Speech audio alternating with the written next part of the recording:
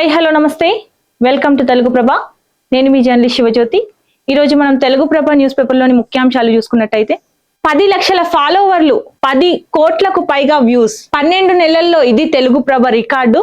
విశ్వసనీయత, నిబద్ధతతో పాటు ప్రజల పక్షాన నిలుస్తూ ప్రజా సమస్యలపై నిరంతర పోరాటం చేసే పత్రికలనే ప్రజలు గుండెల్లో పెట్టుకుంటారు. అనతి కాలంలో ప్రజల విశ్వాసం పొందడం మాత్రమే కాదు, ఎవరికీ కొమ్ము కాయకుండా, ఎవరి పట్ల పక్షపాతం చూపకుండా, సెన్సేషన్ల పేరిట ఎవరిని అనవసరంగా వేధించకుండా ఉన్నది ఉన్నట్టు చెప్పడమే తెలుగు ప్రభ దినపత్రిక చేస్తున్న పని. అదే పాఠకుల ఆదరాభిమానాలు పొందడానికి కారణమైంది. అదే సుగుణం సోషల్ మీడియాలోనూ విశేషంగా నిలిచిపోయింది. ప్రజల పక్షాన నిలిచాం కాబట్టే తెలుగు ప్రభ ఫేస్బుక్ పేజ్ చరిత్ర సృష్టించింది. సో 10 లక్షల మంది ఫాలోవర్లు, 10 లక్షల లైకుల మైలురాయిని అధిగమించింది. ఇది మీ ఆదరణకు, మాపై మీకున్న అపార నమ్మకానికి నిదర్శనం. అంతేకాదు, గడిచిన 12 నెలల కాలంలో కేవలం ఫేస్బుక్ లోనే తెలుగు ప్రభ 10 కోట్ల వ్యూస్ సాధించడం మాకు గర్వంగా ఉన్నది. ఇన్స్టాగ్రామ్, ఎక్స్ వంటి ప్రతి సోషల్ మీడియా వేదికలో తెలుగు ప్రభ వార్తలకు విశేష ఆదరణ లభిస్తుందని చెప్పడానికి సంతోషంగా ఉన్నది. కేవలం వార్తలు అందించడం వల్లనే ఈ గుర్తింపు సాధ్యం కాలేదని చెప్పదలుచుకున్నాం. ప్రజా సమస్యలను ప్రభుత్వ దృష్టికి తీసుకెళ్లడం, పర్యావరణ పరిరక్షణకు మా వంతు పోరాటం చేయడం, రైతాంగ సమస్యలు, నిరుద్యోగం, సామాజిక అంశాలపై నిరంతరం గొంతెత్తడం, జనం కోసమే జర్నలిజం అనే నినాదాన్ని భుజానెత్తుకోవడం తెలుగు ప్రభ ప్రత్యేకతలుగా నిలిచాయి. నిజాన్ని నిర్భయంగా ప్రజల ముందుంచడం వల్లనే తెలుగు ప్రభ ప్రత్యేక స్థానంలో నిలవగలిగింది. డిజిటల్ విధానంలో పత్రిక వేగంగా ఎదగడం వల్ల పల్లె సీమల నుంచి పట్టణాల వరకు ప్రతి ఒక్కరికి చేరువ కాగలుగుతున్నది. అలాగని మా ప్రయాణంలో ప్రింట్ ఎడిషన్ ప్రాధాన్యాన్ని విస్మరించడం లేదు. తక్కువ ఎడిషన్లు ఉన్నప్పటికీ రవాణాకు వీలైనంత మేరకు పత్రిక కాపీలను పంపించడానికి యథాశక్తి కృషి చేస్తున్నాము. అందుకు సహకరిస్తున్న పాఠకులందరికీ ధన్యవాదాలు. నిక్కార్సైన జర్నలిస్టులందరూ ఈ పత్రిక తమదేనని సొంతం చేసుకునేలా జర్నలిస్టుల ఆధ్వర్యంలో కొనసాగుతున్న తెలుగు ప్రభకు ప్రత్యేక గుర్తింపు రావడం మాకు సంతోషంగా ఉంది. అనేక మీడియా సంస్థలు రాజకీయ, వ్యాపార ప్రయోజనాలకే పరిమితం అవుతున్న ప్రస్తుత సమయంలో తెలుగు ప్రభ ప్రజల పక్షానే నిలబడుతూ సామాజిక బాధ్యతతో జర్నలిజాన్ని కొనసాగిస్తుందనే ప్రశంస రావడం మాకు అనేక రెట్లు బలాన్నిస్తుంది. ఇది మీ అందరి ఆదరణకు, మా పట్ల విశ్వాసానికి ప్రతీక. 10 లక్షల ఫాలోవర్లు, ఏడాదిలో 10 కోట్ల వ్యూస్ కేవలం సంఖ్యలు మాత్రమే కావు, మీరందరూ మాపై చూపిన నమ్మకానికి ప్రతీకలు. మీ ఆదరణ, నమ్మకం, విశ్వాసం, మద్దతుతో మరింత శక్తివంతమైన ప్రజావేదికగా ఎదిగి తెలుగు ప్రభ సరికొత్త అధ్యాయాన్ని సృష్టిస్తుందని ఈ సందర్భంగా ప్రతిజ్ఞ చేస్తున్నాం. 12 నెలల్లో తెలుగు ప్రభ రికార్డు సృష్టించింది. సోషల్ మీడియాలో దూసుకెళ్తున్న తెలుగు ప్రభ దినపత్రిక ముద్రణ కాపీలకు జనంలో విశేష ఆదరణ లభిస్తుంది. జనం కోసం జర్నలిజం కు ప్రజలు కట్టిన పట్టం ఇది. ఇక్కడ చూసుకుంటే ప్రతి ఇంట సంక్షేమం, ప్రతి రంగంలో ప్రగతి అంటూ కూడా సీఎం రేవంత్ రెడ్డి తెలంగాణ ఆవిర్భావ దినోత్సవ వేడుకల్లో భాగంగా తను మాట్లాడారు. అమరవీరుల స్ఫూర్తితో నవ తెలంగాణ నిర్మాణం సాధ్యమవుతుంది అంటూ. సంక్షేమం, అభివృద్ధి, సామాజిక న్యాయమే మా ఎజెండా అంటూ తెలిపారు. రైతు రాజ్యమే లక్ష్యం, ధాన్యం చివరి గింజను కూడా కొంటామంటూ కూడా తను తెలిపారు.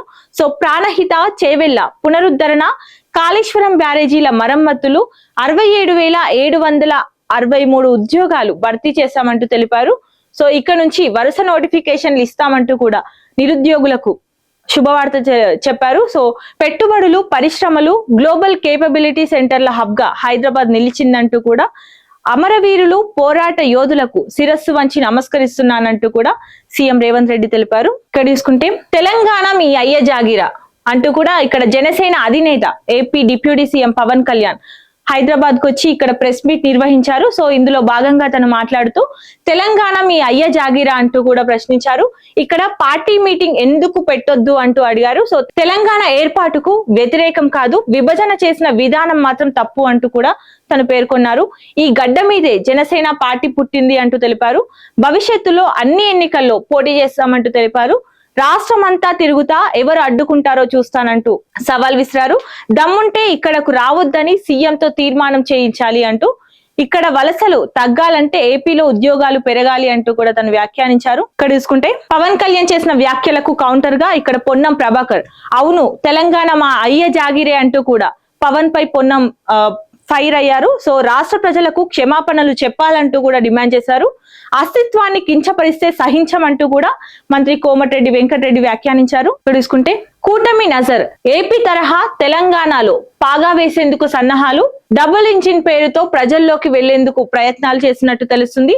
పవన్ కళ్యాణ్ కు మోదీ, షా దిశానిర్దేశం చేశారా అన్నది ఇప్పుడు ప్రశ్నగా మారింది. దీంతో కాంగ్రెస్, బీఆర్ఎస్ కు తప్పని ఇబ్బందులు, బలం చేకూర్చుతున్న పవన్ వ్యాఖ్యలంటూ అభిప్రాయం వ్యక్తం చేసిన రాజకీయ విశ్లేషకులు. ఇక్కడ చూసుకుంటే సాగునీటి విప్లవానికి శ్రీకారం, రేపు మక్తల్లో CM Revanth Reddy aerial survey నిర్వహించనున్నారు. సో కృష్ణా, భీమా నదులపై 5 బ్రిడ్జి కమ్ బ్యారేజీల నిర్మాణానికి ప్రతిపాదనల పరిశీలన చేయనున్నారు. 5,000 కోట్ల ఎత్తిపోతల పథకంతో మక్తల్కు 8 టీఎంసీలు అందించనున్నట్టు తెలుస్తుంది. తెలంగాణ, కర్ణాటక సమన్వయంతో సాగు, తాగునీటి సమస్యలకు శాశ్వత పరిష్కారం రానుంది అంటూ కూడా పశుసంవర్ధక శాఖ మంత్రి వాకిటి శ్రీహరి వ్యాఖ్యానించారు. ఇక్కడ చూసుకుంటే దేశమంతా వదిలించుకున్న దరిద్రం కాంగ్రెస్ అంటూ కూడా తెలంగాణ భవన్ లో రాష్ట్ర ఆవిర్భావ దినోత్సవంలో భాగంగా బీఆర్ఎస్ వర్కింగ్ ప్రెసిడెంట్ కేటీఆర్ వ్యాఖ్యానించారు. పారిశ్రామికవేత్తల తలకు తుపాకులు పెడుతున్నారు అంటూ కూడా తను వ్యాఖ్యానించారు. ఇక్కడ చూసుకుంటే అమరవీరుల త్యాగాల ఫలమే స్వరాష్ట్రం అంటూ కూడా నాటి బీఆర్ఎస్, నేటి కాంగ్రెస్ పాలనపై కేంద్ర మంత్రి కిషన్ రెడ్డి ధ్వజమెత్తారు. సో 12 ఏళ్లలో ప్రజల నమ్మకాన్ని వమ్ము చేశారంటూ వ్యాఖ్యానించారు. ప్రజల ఆంక్షలను తుంగలో తొక్కారు అంటూ కూడా తను వ్యాఖ్యానించారు. ఇక్కడ చూసుకుంటే పకడ్బందీగా 3వ దశ సర్ రాష్ట్ర వ్యాప్తంగా ఇప్పటి వరకు 68.30% మ్యాపింగ్ పూర్తి చేసినట్టు తెలుస్తుంది. ఓటర్ల వివరాల సేకరణను పారదర్శకంగా చేపట్టాలి అంటూ జిల్లాల్లో రాజకీయ పార్టీలతో సమావేశాలు నిర్వహించాలి అంటూ కూడా ఇక్కడ రాష్ట్ర ప్రధాన ఎన్నికల అధికారి సుదర్శన్ రెడ్డి వ్యాఖ్యానించారు. కాంగ్రెస్ అగ్రనేతలతో కర్ణాటక నేతల భేటీ, ఖర్గే, రాహుల్ తో శివకుమార్, సిద్ధరామయ్యలు చర్చలు జరిపినట్టు తెలుస్తుంది. సో నేడు ముఖ్యమంత్రిగా డీకే శివకుమార్ ప్రమాణ స్వీకారం చేయనున్నారు. మొదట చిన్న కేబినెట్, తర్వాత విస్తరణకు అవకాశం ఉన్నట్టు తెలుస్తుంది. ఇక్కడ చూసుకుంటే స్పీకర్ ప్రసాద్ కుమార్ కు కేబినెట్ లో ఛాన్స్ రానుందా? హామీ ఇచ్చిన కాంగ్రెస్ అగ్రనాయకత్వం ఆ స్థానంలోకి డిప్యూటీ సీఎం బట్టిని మార్చాలనే యోచనలో ఉన్నట్టు తెలుస్తుంది. అసంతృప్తి వల్లే మార్పు అంటూ ఏఐసిసి వర్గాల లీకులు, పరిశీలనలో అడ్లూరి లక్ష్మణ్, వివేక్ వెంకటస్వామి, దామోదర పేర్లు కూడా ఉన్నట్టు తెలుస్తుంది. సో సీఎం తో అధిష్టానం సంప్రదింపుల తర్వాతే తుది నిర్ణయానికి అవకాశం ఉంది. రాష్ట్రంలో హాట్ టాపిక్ గా మారిన స్పీకర్ మార్పు అంశం. ఇక్కడ చూసుకుంటే 290 పోస్టుల భర్తీకి గ్రీన్ సిగ్నల్, ఒకేసారి 3 నోటిఫికేషన్లు విడుదల చేసిన టీజీపీఎస్సీ. ఆర్ఎండ్బి శాఖలో 271 ఏఈఈ పోస్టులు, పీసీబీలో 19 అసిస్టెంట్ ఎన్విరాన్మెంటల్ ఇంజనీర్ ఖాళీలు ఉన్నట్టు తెలుస్తుంది. 6 నుంచి ఆన్లైన్ దరఖాస్తులు స్టార్ట్ కానున్నాయి. ఇక్కడ రన్నింగ్ కమెంటరీ చూసుకున్నట్టయితే ఇరాన్ పై అమెరికా, కువైట్ పై ఇరాన్ దాడి, ఎవరేం చేస్తున్నారో అంతు చిక్కని నాడి, చర్చలు ఒప్పందాలపై నెలకొన్న సందిగ్ధం, ఎప్పుడేమవుతుందో చెప్పలేని అసంబద్ధం. సో ఇవ్వండి ఈరోజు తెలుగు ప్రభ న్యూస్ పేపర్ లోని ముఖ్యాంశాలు. మరిన్ని అప్డేట్స్ కోసం చూస్తూనే ఉండండి తెలుగు ప్రభ.